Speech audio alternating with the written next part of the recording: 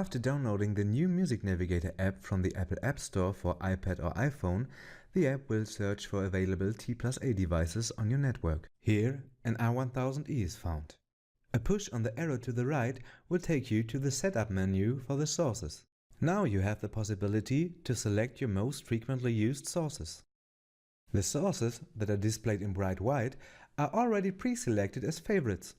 If you push a source, it will be grayed out and can later be found under Other Sources on the home screen of the T+A Music Navigator.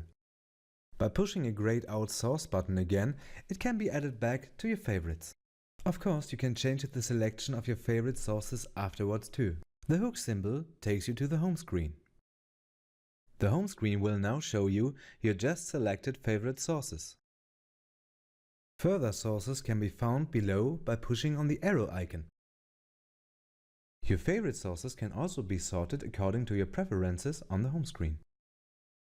If you push and hold a source icon down longer, it will detach from the home screen and you can position it anywhere on the screen.